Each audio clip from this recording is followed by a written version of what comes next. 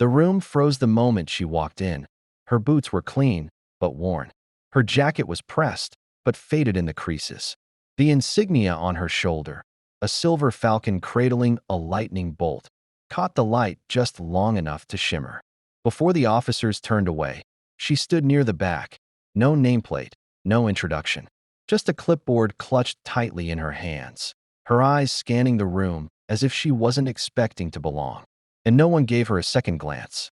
No one but the janitor, who offered a quiet nod before returning to his mop. They called her admin support. Nothing more. Brigadier Knox cleared his throat at the front. The table was filled with polished ranks and pressed egos. Maps were spread out. A rescue operation was on the line. Lives at stake. The team debated protocols, weather patterns, drone feeds. Yet every time she reached for her pen, someone spoke louder, faster, like they didn't see her fingers tighten or her knuckles whiten under the table.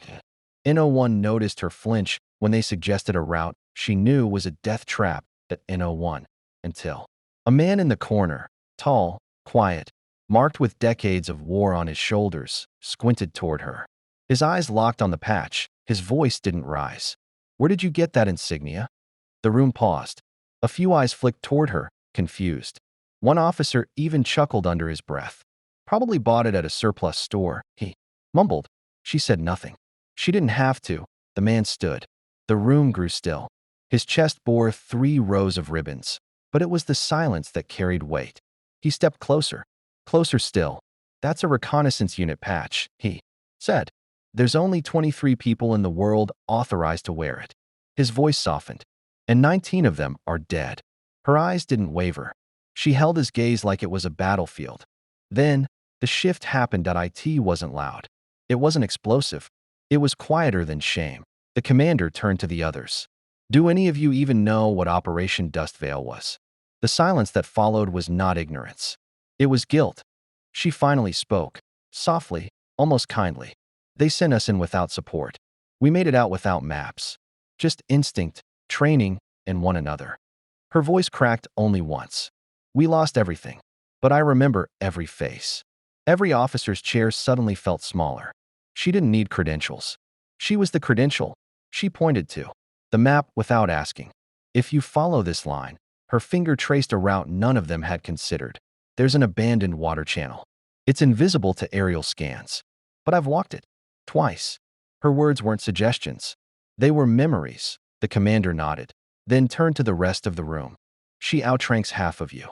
And even if she didn't, she earned her voice the day you were still learning how to salute." No one argued. They listened now, eyes locked, hearts humbled, because dignity doesn't shout. It waits. Then it wins. The janitor, now standing in the hallway, straightened his posture as if saluting in silence. He had recognized her before anyone else. "Because real soldiers can see what titles miss," someone whispered. "Why didn't she say anything earlier?" The commander smiled. "Because lions don't explain themselves to sheep." That line would echo long after the meeting ended. They changed the mission plan that day.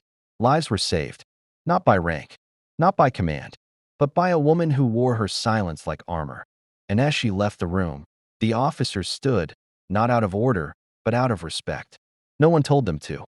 They just knew they had to, because some people carry whole wars inside them and still walk with grace. Real power doesn't demand the floor. It waits until silence makes room. She didn't need the title.